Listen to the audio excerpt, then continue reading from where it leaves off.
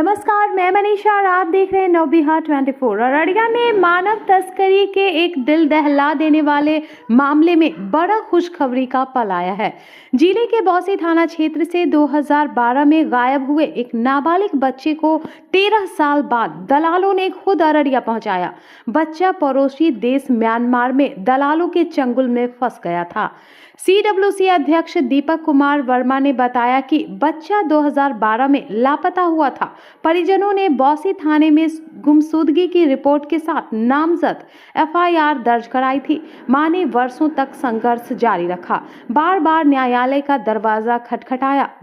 ये 2012 की घटना है, जब ये 11-12 साल का हुआ करता था, तो बौंसी थाना में इनके परिजन के द्वारा गुमशुदगी का केस किया गया था, बाय नेम्ड FIR किया गया था। और इनकी माता जो है उस समय से लगी हुई थी कि रिकवरी को लेकर के, काफ़ी स्ट्रॉन्ग नहीं रहने के कारण इतना लंबा समय लगा।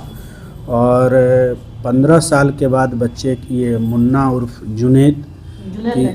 जावेद की रिकवरी हुई है। और जब माननीय न्यायालय के द्वारा दबिश दिया गया, इश्तिहार डाला गया, एक एक्यूज तो अभी इनके जेल में हैं, और जब दबिश डाला गया तो इनको दलाल के द्वारा नागालैंड के बॉर्डर और बर्मा देश के पास से इसको विभिन्न ट्रांजिट के माध्यम से, कभी ट्रक से, कभी बस से, कभी ट्रेन से इनको ला करके RS में छोड़ा गया था। और बाद में बौंसी थाना के द्वारा इनको रिकवर किया गया। और इनके पेरेंट्स का कहना था कि जब मामला न्यायालय में चल रहा है तो बच्चे को हम न्यायालय से ही लेंगे। और इनकी माता हम लोगों के संपर्क में थी, और हम लोगों का भी पुलिस पे पूरा ये था कि अगर बच्चे आते हैं तो इनको सुपुर्दगी किया जाए। चूँकि बच्चा जब गायब हुआ था उस समय में ये जुवेनाइल था, तो आज आया है तो इनके परिजन को भी बुलाया गया है और संबंधित थाने के CWPO के द्वारा इनको प्रस्तुत किया गया था आज यहाँ पे। 15 साल के बाद जो है बच्चा जो वापस आया है। हाँ, 15 साल के आसपास हो गया है। और बच्चा का जो वेदना है वो सुनने के बाद तो रूह कँपाने वाली है कि ये किस किस परिस्थिति से और कैसे कैसे गुजरे हैं। और उन संबंधित दलाल के द्वारा, इनके परिजन के द्वारा बताया गया है कि और कई बच्चों को बाहर ले गए हैं जिनके पेरेंट्स की भी मृत्यु हो गई है। और ये बताइए कि ये पूरा ये नेक्सस क्या है जो मानव तस्करी से जुड़ा हुआ? पूरा नेक्सस बताइए। ये मानव तस्करी का जिला भी रहा है और यूनिसेफ से भी आइडेंटिफाई है। ये बंगाल और नेपाल का सटा हुआ जिला है बिहार का। तो यहाँ के जब आंकड़े देखेंगे तो काफ़ी चौंकाने वाली आंकड़े हैं। बहुत सारे FIR तो नहीं हो पाता है, लेकिन अगर देखा जाए गुमशुदगी का भी तो एक लंबा ये है। और रिकवरी भी बहुत ज़्यादा दबाव के बाद होता है। बहुत बच्चे गायब भी हैं, जैसे कि इनके परिजन ही बताए हैं, और भी आंकड़े हैं। ये ज़िला तो गरीबी ज़िला भी है, कुछ बहकावे फुसलावे में भी पेरेंट्स के द्वारा भी भेजा जाता है। काम करने के बहाने से लोग ले जाते हैं पढ़ाने के बहाने से। बोलता है कि तालीमी मरकज़ देना है, और पेरेंट्स में अशिक्षा है, और जनसंख्या होने के कारण भी सोचता है चलो अच्छे जगह जा रहा है बच्चा, अच्छे से पढ़ेगा, लेकिन वहाँ तो दूसरा ही कुछ दुर्घटना बच्चे के साथ। अभी आए दिन 79 बच्चों का महाराष्ट्र से रिकवरी किया गया था दुर्गा पूजा में। वहाँ भी देखे थे एक बच्चे को इलेक्ट्रिक करंट डाल करके मार दिया गया था। परिचय दे दीजिए अपना। दीपक कुमार वर्मा, रिंकू, अध्यक्ष CWC अररिया। बच्चे की मां ने बताया कि वे अपने बच्चे को वापस पाने के लिए लगातार संघर्ष कर रही थी। आज उनका बच्चा वापस आ गया है, वे बहुत ही खुश हैं। लंगी कानूनी लड़ाई के बाद माननीय कोर्ट ने कड़ी दबिश दी, जिससे दलाल दबाव में आ गए। दलालों ने बच्चे को म्यांमार से नागालैंड होते हुए वापस लाया। आखिरकार बच्चे को अररिया रेलवे स्टेशन पर छोड़ा गया। वहां से एक ऑटो में सवार कर आरोपी के घर ले जाया गया। बौंसी पुलिस ने तुरंत कार्रवाई कर बच्चे को रिकवर कर लिया। 15 साल के बाद कैसा लग रहा है बताइए? हाँ, अच्छा लग रहा। अभी तो यहीं हमको मिला है बच्चा सर। हाँ, यहीं मिला है हमको।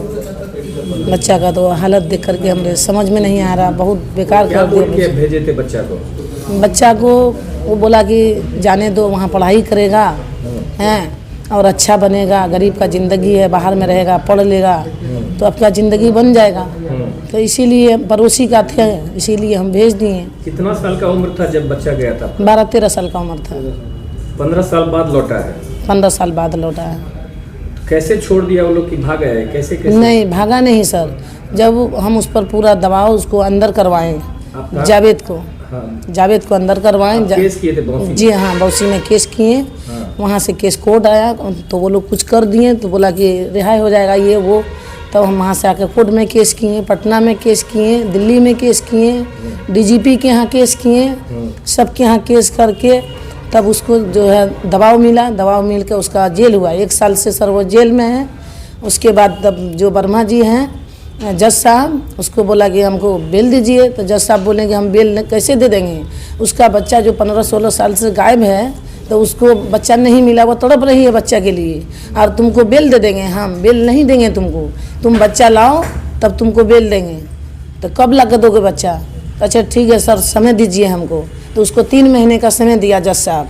3 महीना में जब बच्चा नहीं ला के दिया तब उनके घर पर जो है ADG 4 जज साहब उसके घर पर छापामारी किया, मोहर मार दिया कि और बच्चा ला के देते हो तो ठीक है, नहीं ला के दोगे तो तुम्हारा उम्र, जो जावेद जेल में है उसकी उम्र कैद की सज़ा करेंगे।